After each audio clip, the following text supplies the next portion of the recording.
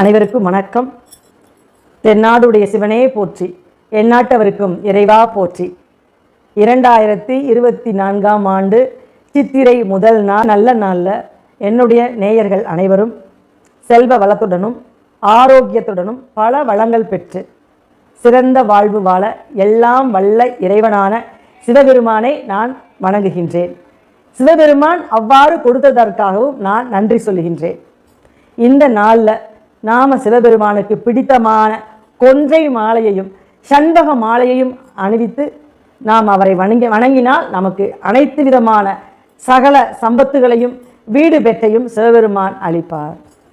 இந்த உலகத்தில் எத்தனையோ பதிகள் இருக்குது, எத்தனையோ பேர் இருக்குது சிவபெருமானுக்கு. ஆனால் இந்த மதுரையம்பதியில் மட்டும் சிவபெருமானுக்கு பல பேர் இருக்குது.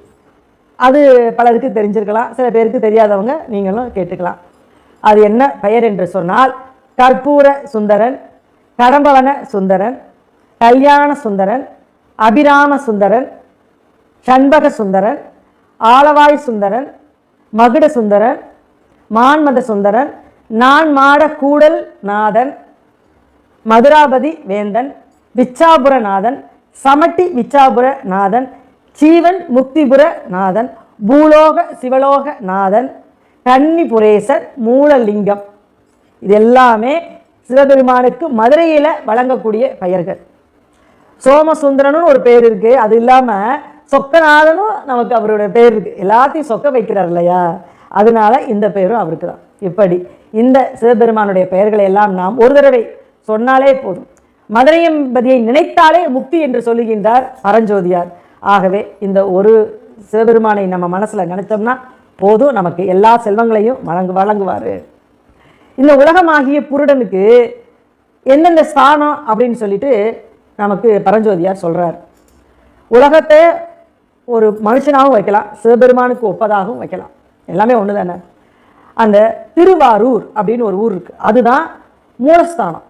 இந்த அதாவது உலகமாகிய புருஷனுக்கு மூலஸ்தானம். திருவானைக்கால் அது சுவாதிட்டானம், அது மறைவாக இருக்கக்கூடிய ஆண்குறி. அடுத்து மணிப்பூரகத்தானம்ங்கிறது திருவண்ணாமலை, அந்த வயிற்றுல கொப்புள் கொடி இருக்கு சொல்லுங்க, அந்த இடம் அதான் அந்த ஸ்தானம். அடுத்து தெல்லையம்பதி சிவபெருமானுக்கு இருதயஸ்தானம். காளஹஸ்தி கண்டஸ்தானம், கழுத்துல தான் அந்த காளஹஸ்திங்கிறது. காசி இந்த ரெண்டு புருவத்துக்கு நடுவில் தான் மத்திய ஸ்தானம் தான் இந்த காசிங்கிறது.